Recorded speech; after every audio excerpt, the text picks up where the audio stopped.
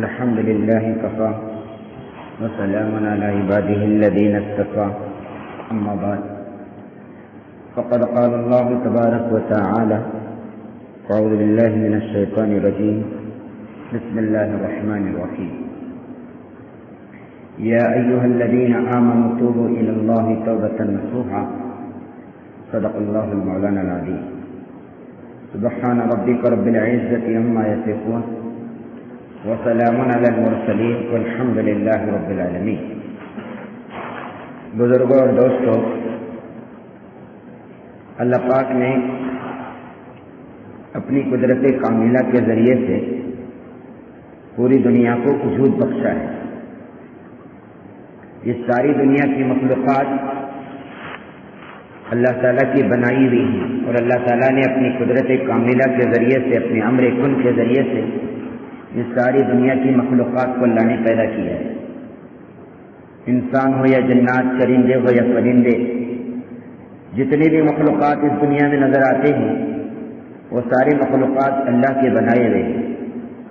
اور اللہ نے ایک ضابطہ متعین کیا ہے کہ مخلوق جو ہے وہ عبادت صرف اللہ کی کرے گی.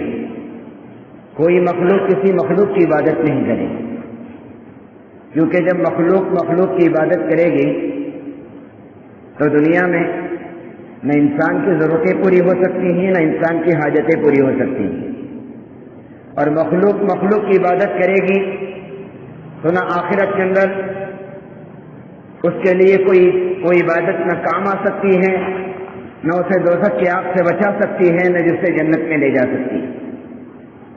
اس کے لیے اسلام میں کفر ہے، شرک ہے، یہ اتنے بڑے سنگین جرم اور گناہ ہیں کہ اللہ تعالیٰ اگر چاہے تو پورے عمر بھر کے پاپی کے گناہوں کو ایک سیکنڈ میں معاف کر سکتے ہیں. لیکن اللہ تعالیٰ کی کریم اور رحیم ذات، ہر گناہ کو معاف کرنے والی ذات، کبھی اپنے بندے کے شرک اور کفر کو معاف نہیں کرتے الا ایک ہی وہ سچی توبہ کر لے. اللہ تعالیٰ شرک کو کسی قیمت پر معاف نہیں کر دے، مشرک کو معاف نہیں کر دے. مشرک کی گواہی معتبر نہیں. مشرک اللہ تبارک و تعالیٰ کی نظر میں، کافر اور مشرک اللہ کی نظر میں سب سے بدترین مخلوقات میں سے ہیں. اور اللہ رب العزت ان پر نظر کرم بھی نہیں کریں گے. ان کا کوئی بھلا کام، اچھا کام بھی اللہ تعالیٰ کو پسند نہیں آئے گا. کیوں؟ کیونکہ ان کے اندر ایمان نہیں ہے.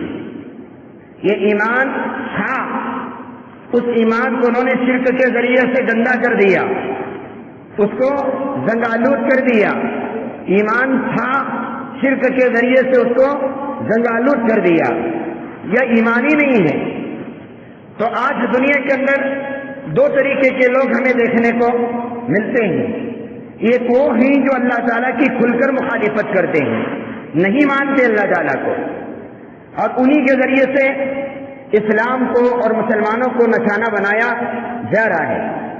اور کبھی مسلمان کے پیچھے پڑتے ہیں تو کبھی اسلام کے پیچھے پڑتے ہیں، اور کفریہ نعرے لگاتے ہیں اور کفریہ جملے بول کر مسلمانوں کو مشتعل کرنے کی کوشش کرتے ہیں. یہ وہ جماعت ہے جن کو ہم کفار کہتے ہیں، کافر کہتے ہیں. اور وہ کافر اپنے لیے انہوں نے دوزخ خرید لیا ہے. ان کے لیے تو اللہ تبارک و تعالیٰ نے قرآن میں فرمایا کہ وہ ہمیشہ ہمیشہ دوزخ میں رہیں گے. ان کے لیے دوزخ سے نکلنے کا کوئی امکان نہیں رہے گا. اب وہ کافروں کے ذریعے سے مسلمان اور اسلام کو تکلیف پہنچ رہی ہے، یہ تو بات سمجھ میں آنے والی ہے. نبی علیہ الصلوۃ والسلام کے زمانے کے کفار اور مشرکین نے نبی علیہ السلام اور صحابہ کرام کو بہت ستایا، شریعت اسلامیہ کو ختم کرنے کی کوشش کی، نبی علیہ السلام کی تعلیمات کو آگے بڑھنے سے روکنے کی انہوں نے کوشش کی. لیکن جتنا یہ دباتے رہے اتنا اسلام پھیلتا رہا. جتنا یہ روکنے کی کوشش کرتے رہے اتنا اسلام کے اندر اللہ پاک نے وہ کشش رکھی تھی کہ اللہ رب العزت نے ہزاروں لوگوں کو ایمان کی دولت سے نوازا. یہ طبقہ تو ہے، ہر زمانے میں رہے گا، قیامت تک رہے گا.